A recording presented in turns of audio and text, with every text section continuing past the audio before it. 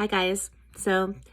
I haven't written anything in a really long time, and I felt like I should get in touch and sort of give you an update on what's going on. But because I've developed a terrible case of tendonitis, typing is really difficult. It hurts a lot. And my mind, my brain is bursting with things that I want to write. But it's really difficult to write when you can't use your arm. So I'm hoping that that heals soon and that we can get back to normal posting because I have so much to write about. But what I wanted to let you know is I'm home. Obviously, you can see the home environment. I'm not in the hospital anymore. I'm doing okay. The home transition from hospital to home was much more difficult than I thought. Shocking, right? I know, because I always am completely unrealistic about these things. I'm trying to get in a place where there's no reflection in my glasses, but it's impossible. So it felt like I took a giant step backwards from when I was in the hospital. I felt like I could do so much more than I've been able to do in the last 2 days at home. So that was a little bit scary and demotivating and frustrating and all those things. I mean, I thought I was going to come home and be just like I was in the hospital and be able to do all the things I did. And it kind of freaked me out. But what I've been told by people that know more than I do, which is a lot, and by my visiting, my nurse, my in-home nurse that's coming to help get me back up to speed, back up to my, improve my abilities, that it's pretty typical transition from rehab to home, that your body kind of freaks out and that it takes a while for it to adjust to a new environment. So I'm trying really hard to believe that and not just be like, holy shit, I'm all of a sudden not good at anything and I can barely stand up. But there's positive stuff too. I mean, the pump was the right decision. From day one, my spasms stopped. I don't have the stiffness that I had. We did a lot of tweaking of the pump while I was inpatient. And we're going to continue to tweak the pump until, we get my settings exactly right. I think we're in a pretty good place right now, but there's still some things that feel stiff, and there's still, that's the thing about this pump is that it's a trial and error process. It's not like, it's more of an art really than science, because you just have to play around with it until you get it right. My doctor who is helping me with the pump is Dr. Franz, or Franzi, as I like to call him. We've developed a really great relationship. He's a great guy, and I'll go see him for follow-up and for tweaking of my pump settings. So that's good. And again, patience requires patience, and I just suck at patience, you guys. I'm just not good at it. I had this, being totally honest, I had this idea that I was going to come out of a month in rehab and come home and be so much better that, I would feel, even better than before I got MS. Like, that's a little bit unrealistic, right? I mean, a little crazy, but that's what I expected. And it was silly. So I'm back to being realistic. I'm back to knowing that this is the beginning of a really long journey of coming back to, or not coming back, actually, building strength, doing the exercise, doing the work to get my body in better condition, so that now that the spasticity is under control, I can actually build strength and build, improve my ability to do things that were so difficult before because my legs just wouldn't move.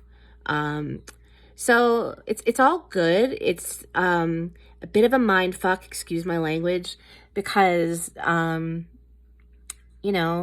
went from an environment where I was surrounded by people 24/7, and these people were all about making sure I had what I need and making sure I was comfortable and making sure that, I wasn't unsafe in any way. And, I live alone, and, I have lived alone for a really long time. So um, that was difficult for me at first. And then I got used to it. And now that I'm home again, I kind of feel weird about being alone, which is a very strange feeling for me. Something I've really never experienced. So it's gonna be a journey of, I don't know. I feel like I'm so much better at writing than I am at speaking. So forgive me for this long rambling video. I just wanted you to know that I'm fine. I've got a ton of help. My mom has been not staying with me, but she's here, a good bit, taking care of me. And it's just, I'm super lucky to be surrounded by so many amazing people, particularly in my family. I'm going to take my glasses off because you guys, I can't get rid of the glare and it's terrible. And they're helping, and they're around, and they're making sure that I'm not, that I'm not alone. I have done a lot of crying. I cannot lie. I think the crying helps. That's crazy, I guess, but I've been crying a lot, and I today I started to feel a little less sobby, for lack of a better way to put it. And I'm impatient. I keep forgetting that this is day 2 of me being out of the joint, as I refer to it, and it is traumatic. It's a whole new world to be back here again. And while this is my happy place where I'm secure and comfortable and all of those things, it's also scary because I'm not in the best condition to take care of myself. I'm told that it's going to get better every day. And like I said, the visiting nurse was already here. The PT and OT team will be contacting me early next week to get started on my home physical therapy regimen. And then after that, I'll be doing outpatient physical therapy until I'm where I need to be. I feel a lot stronger than I was before. I mean, I had a year of basic inactivity because of the spasticity. I wanted to show you guys the box of pills that I've collected that were the medications that I was taking, that I am no longer taking. It is flat out outrageous, crazy. So much medicine. And, that was part of why I was in the hospital for so long, is that they were weaning me off all of those muscle relaxers, all of the different drugs that I was on to even manage the spasticity. But, but at the same time, we had to tweak and make sure that the pump was working. And we couldn't really get to a good place before I was off of all the oral muscle relaxers. So it was a whole complex puzzle. And, it was an experience. I have so much to write about, so many notes, so many people, such things that I experienced there that I want to share. And you know me, you know that I just like to spew from my brain as it happens. And I'm not a good sort of planned writer. I'm more of a extemporaneous writer. But I'm going to have to try to write in a little bit different way. And maybe that'll be interesting for me, because the experiences that I had in the rehab hospital were so interesting and so important, and I think maybe important to share with you guys.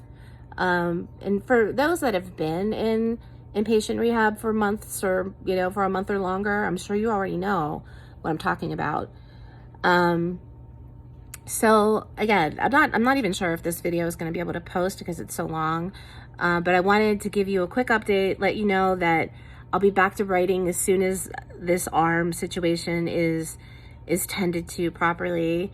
And I miss writing. I miss it so much. It's like having a piece of my soul smothered, not being able to get the words out. So I'm gonna cut off here because I think this video is already too long and Facebook probably won't let me post it.